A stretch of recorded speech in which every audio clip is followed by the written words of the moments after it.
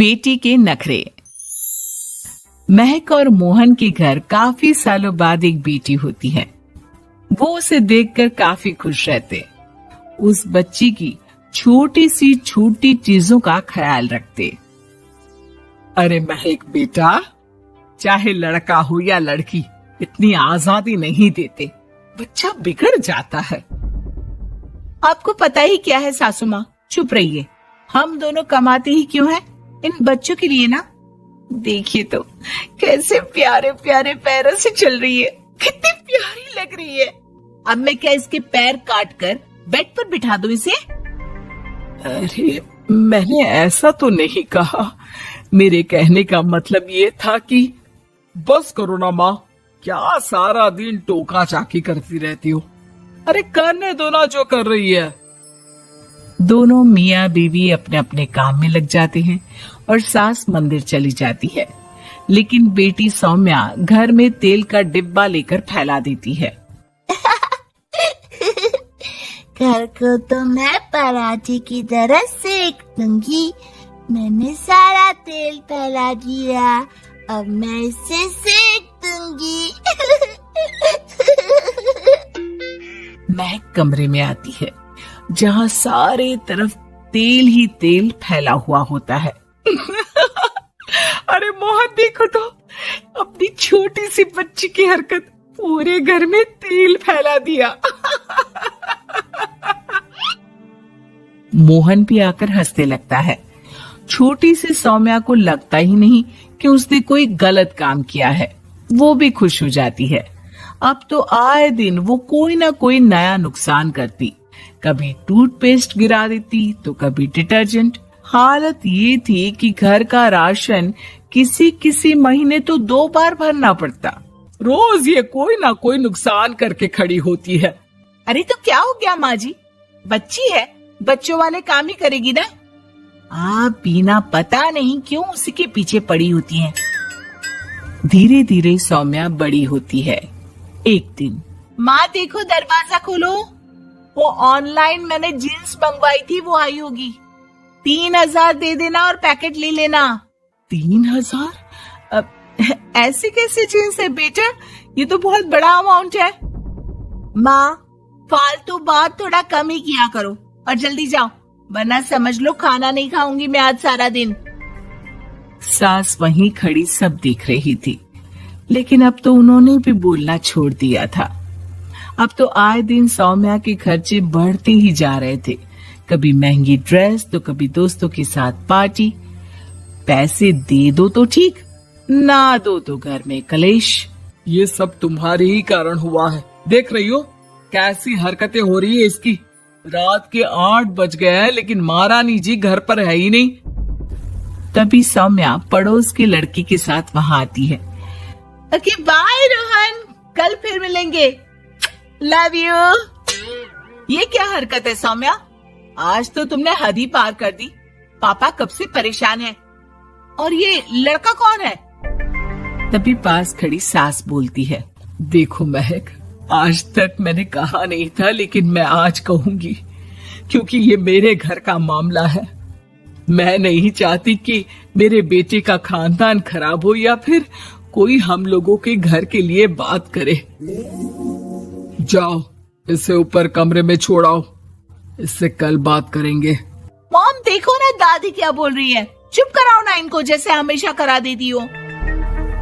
महक को अपनी गलती का एहसास हो रहा था। वो चुपचाप खड़ी होती है। मोहन बेटी को अच्छे से कमरे में सुलाकर माँ के पास आता है। देखो ये लड़का ठीक नहीं है, अब तुम लोग इसकी शादी करवा दो। ससुराल वाले अपने आप देख लेंगे। शादी के बाद जिम्मेदारी पड़ेगी तो सब ठीक हो जाएगा। शादी अभी तो 25 की है ये। तो क्या 50 तक बैठाओगी? नहीं नहीं, ठीक कह रही है माँ, इसके लिए जल्दी से कोई लड़का देखता हूँ। अगले रोज सौम्या खाने के टेबल पर, मैं आप लोगों को बता देती हूँ, मैं रोहन से प्यार करती हूँ और उसी से शादी करूंगी। रोहन? वही ना सक्सेना का लड़का, वो सक्सेना जो पिछले महीने ही जेल से छूट कर आया है। वो जेल नहीं, काम के सिलसिले में अमेरिका गए थे। अच्छा, सक्सेना अमेरिका गया था तो क्या पैसा वैसा कमा कर नहीं आया? ये देख रही है ब्लाउज, उसकी बीवी ने सिला था मेरा। पैसे की कमी का रोना रो रही थी, पति को कोस रही थी कि जुआ खेलते पुलिस ने पकड़ा और लगी लगाई नौकरी भी छूट गई। दादी कुछ भी मत बोलो। मॉम, दादी को चुप कराओ ना। दादी जो बोल रही है ठीक बोल रही है। तेरे पापा ने तुझे देखने के लिए लड़के वालों को कल बुलाया है, समझी? अगले रोज लड़के वाले सौम्या को देखने आते हैं और उसकी शादी मयंक से हो जाती है। शादी के बाद सौम्या मायके आती है। वाह माँ, कितनी अच्छी शादी कराई है आप लोगों ने मेरी, लेकिन मुझे कुछ दिन और यहाँ रहना है। अरे बेटी, ये तेरा ही तो घर है, जितनी मर्जी रह। और क्या, दामाद जी कैसे हैं? अरे वो मयंक नहीं आया, कल शादी, आज तो अकेले, सब ठीक तो है ना? महक एक बार फिर सास पर चढ़ बैठती है। अब बस करिए ना माँ जी, अब तो ज्यादा ही हो रहा है। माना आपकी कुछ बातें मैंने नहीं मानी, लेकिन अब ये मेरी बेटी मायके आई है तो क्या उसका मतलब यही कि वो लड़कर आई है? हाँ पीना। सौम्या दादी की तरफ देखकर मुस्कुरा देती है, जैसे उन्हें चिढ़ा रही हो। दादी, मैं लड़कर नहीं बल्कि ये बता कर आई हूँ कि मुझे कुछ दिनों के लिए यहीं रहना है, माँ के पास। मेरा मन धीरे धीरे ही तो ससुराल में लगेगा। अब अगर आप बोलती है तो चली जाती हूँ मैं। अरे नहीं नहीं बेटी, ये मतलब नहीं था तेरे दादी के बोलने का। सौम्या कमरे में चली जाती है और अगले ही पल जींस टॉप पहनकर बाहर आती है। माँ, मैं ना अपनी सहेली के घर जा रही हूँ, आने में देर हो जाएगी, खाना मैं वहीं खा लूंगी। सौम्या सहेली के घर चली जाती है। अरे सौम्या ससुराल से आई है, कहीं दिखाई नहीं दे रही। वो सहेली के घर गई है, काफी दिनों बाद बच्ची का मन कर गया होगा। महक, रहने दे अब, इतना हल्के में ना ले। लड़की अब किसी और की अमानत है, घर में इतनी देर से आएगी तो लोग क्या कहेंगे? और होता भी ऐसा ही है। दरवाजे में पुलिस आती है जिसके साथ सौम्या होती है। ये आपकी बेटी है? जी जी, लेकिन क्या हो गया? पापा, मैं और रीना घूम रहे थे तो रोहन वहाँ आ गया। उसने मेरे गहने खींचने की कोशिश की, जब मैंने नहीं दिया तो मुझे धक्का मारकर मेरे गहने ले लिए। पापा, मुझे माफ कर दो, मुझे ना मयंक के पास जाना है।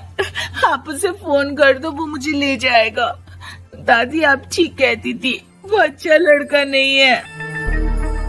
कोई बात नहीं बेटा, मयंक का फोन आया था, उसे तेरी याद आ रही थी, लेकिन वो तुझे भी अपनी जिंदगी जीने से नहीं रोकना चाहता था।